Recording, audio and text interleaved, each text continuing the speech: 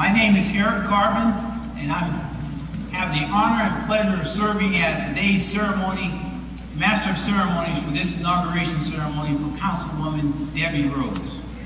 Yeah.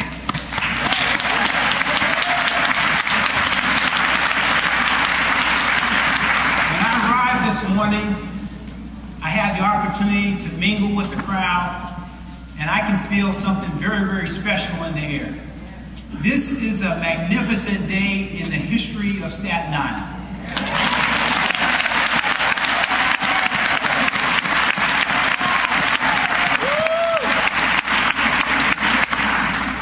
It affords us to do something that we rarely do in this fast-paced society today.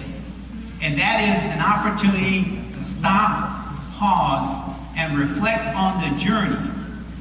But more importantly, it gives us an opportunity to literally smell the roses. Now, this is a great day in a whole lot of ways, but I would just like to touch on four. First and foremost, it is a great day for Debi Rose.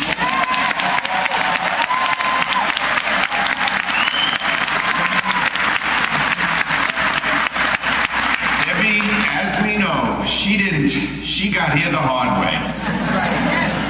She grew up poor. She watched her mother in civic work at the National Council of Negro Women and learned about service. And she worked her way through college, and she worked her way through so many different jobs. And in 1990, she started serving as the executive director of the Liberty Partnership Program of Staten Island. Yeah. That helped 2,500 at-risk kids with a 89% graduation rate. If she just did that, it would have been enough. But she was so active in the community, on Community Board 1 of the Staten Mental Health Society, the Urban League, the National Council of Negro Women, the American Cancer Society, and of course, even getting to elected office, of course, wasn't easy. The third time was the charm. But Debi, we can say to you it's a great day for you because you got here the old-fashioned way. You have earned it.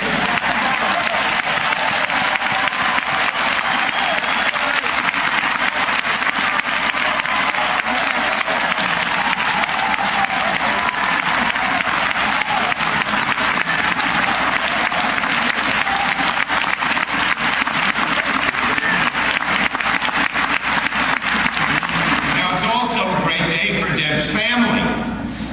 Every one of us in elected life knows how our families are always behind us.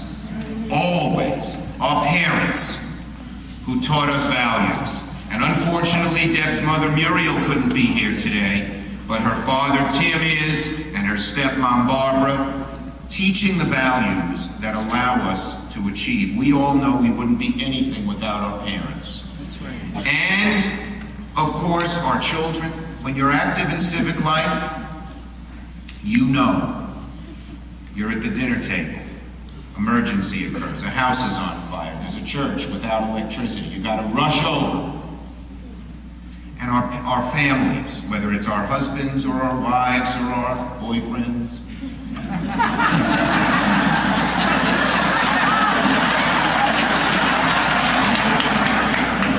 or our children. You know, my wife, I was talking to somebody the other day, and I was having a nice friendly conversation. She pulls in my jacket. She says, "Don't you remember he insulted you 22 years ago?"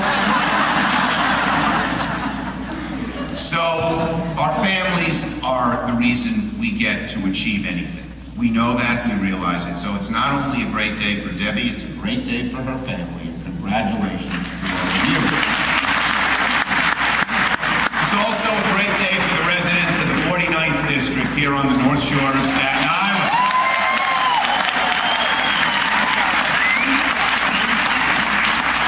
This is a district where people work hard, have many barriers put in the way. This is a district where people struggle. This is a district that truly is the future of our city, our state, and our country. If the people here can advance, America will do great.